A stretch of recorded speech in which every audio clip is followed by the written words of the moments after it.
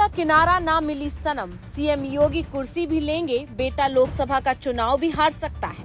राजभर के पास बीजेपी के लिए वक्त नहीं, बेटे के लिए दोपहरी में धूल फाकते प्रचार, क्यों तड़प रहा दिल। घोसी का बदला मिजाज, योगी का साथ, फिर जनता क्यों है नाराज, परिवार ही काटेगा राजभर की जड़। क्या घोसी सीट पर फेल हो जाएगा बीजेपी का दाव? कहीं ऐसा न हो जाए कि राजभर को बैरंग पीले गमछे में गांव लौटना पड़ जाए और फिर सब कहें ना मिला किनारा ना मिली सनम। राजभर की हालत इसलिए पंचर है क्योंकि अखिलेश और मायावती दोनों मिलकर अपना बदला लेना चाहते हैं। जैसे विधानसभा चुनाव में राजभर को मायावती ने सियासी मुक्का दिया, वैसे ही लोकसभा की तैयारी है। हालांकि विधानसभा का चुनाव जाति के आधार पर जीत गए थे, लेकिन लोकसभा चुनाव जीतना इतना आसान नहीं है। आपको राजभर और बीजेपी के खटपट की कहानी सुनाएंगे, उससे पहले सुनिए राजभर का बेटा बाप के मंत्री होते कैसे चुनावी मैदान में विरोधियों से घिर गया है। देश में माहौल कैसा भी हो, घोसी की जनता अपना माहौल बनाती है। बीजेपी विधानसभा चुनाव जीती, यूपी में योगी था, लेकिन उपचुनाव में सपा को ये सीट मिल गई। जनता एकदम क्लियर है किसे कब कहां और कैसे चुनना है। इस सीट पर दलितों की संख्या ज्यादा, भूमियार भी कम नहीं है।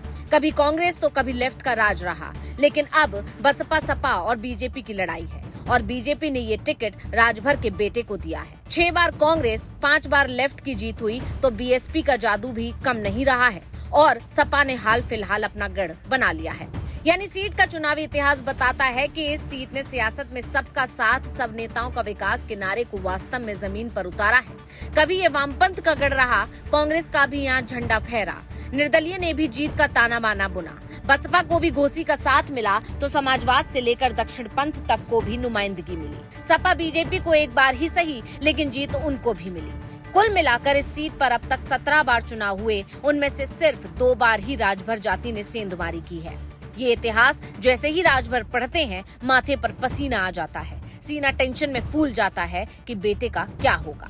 यहाँ राजभर 2 लाख वोटर है, लेकिन राजभर के वोट से कोई नहीं जीत पाएगा। जिसको दलितों और पिछड़ों का वोट मिलता है वो किंग होता है। ओम प्रकाश राजभर से कई जातियां खफा हैं, कहते हैं कि ये खुद के परिवार के बारे में सोचते हैं और कार्यकर्ताओं को मौका नहीं देते हैं। अगर राजभर किसी गरीब को यहाँ से उतार देते तो शायद वो चुनाव जीत जाता, लेकिन परिवारवाद के कारण उनका बेटा हार सकता है। घोसी की सियासत के शुरुआती 4 दशकों का ट्रेंड अलग रहा है। लगभग 60 से 70 हजार आबादी वाली भूमिहार बिरादरी से यहाँ 12 सांसद चुने गए हैं। इस सीट पर लगभग 4 लाख दलित और 2.5 से 3 लाख मुस्लिम वोटर हैं। 1.5 लाख से अधिक राजभर और लगभग इतने ही यादव हैं। 1.5 लाख से अधिक लोनिया चौहान तो राजपूत, ब्राह्मण और वैश्य की सम्मिलित आबादी 2 लाख से ज्यादा है। यहाँ पर अपराधी का भी राज रहा है। इसी जातीय समीकरण को साधने की जुगत में बीजेपी ने 2014 और 2019 में हरिनारायण राजभर को प्रत्याशी बनाया। 2019 में बसपा ने बीजेपी का दांव बेअसर कर दिया और बीजेपी प्रत्याशी को बसपा के अतुल राय के हाथों शिकस्त खानी पड़ी। फिलहाल अतुल जेल में हैं और उन्हें टिकट नहीं दिया गया है। बीते चुनाव में सपा बसपा का गठबंधन था। अतुल राय ने 1 लाख से ज्यादा मतों से जीत दर्ज की थी, इसलिए जानकारों का दावा है कि इस बार भी राजभर के बेटे के जीतने की उम्मीद बहुत कम है।